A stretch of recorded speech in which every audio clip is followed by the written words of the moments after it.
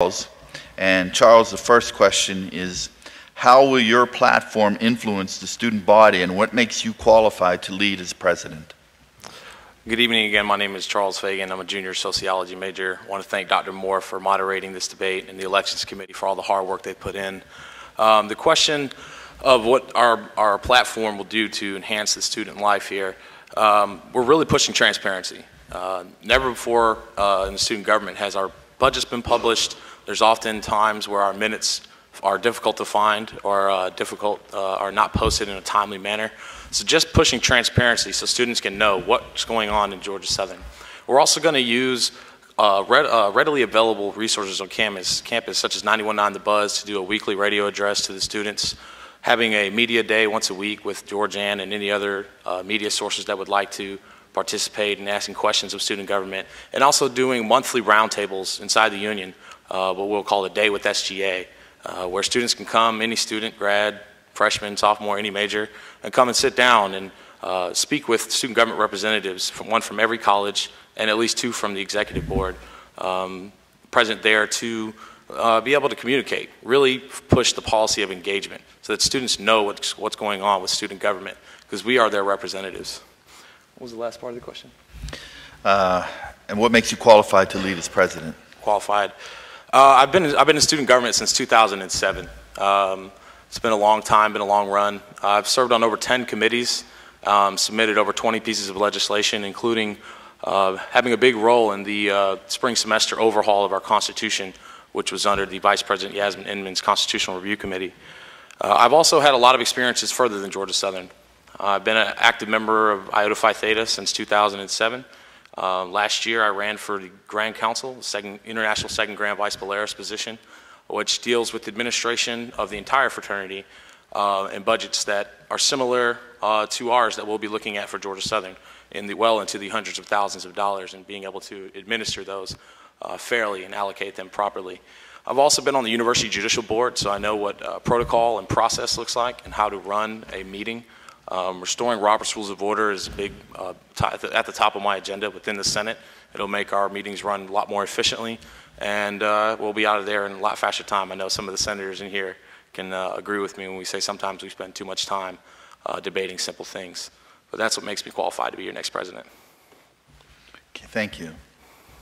Alton, let me repeat the question for you. How will your platform influence the student body, and what makes you qualified to lead as president? I also would like to thank all of you for being present this evening. I think this question can kind of be summed up in two words, and that's doing work. Those that want to be leaders cannot lead unless you are first willing to serve. And as a student government association, that's basically what we've been called to do, is to serve the students of Georgia Southern, and that's kind of the platform that I run on. You know, just doing things for the students that they that they need done. Unfortunately, 20,000 students can't go meet with President Kill. 20,000 students can't go meet with Dr. Means and those people that make those decisions. So our job is to kind of incorporate them in the best way possible on the decisions that are being made across campus. And also just to build SGA as an organization across campus. I think that will strongly influence students.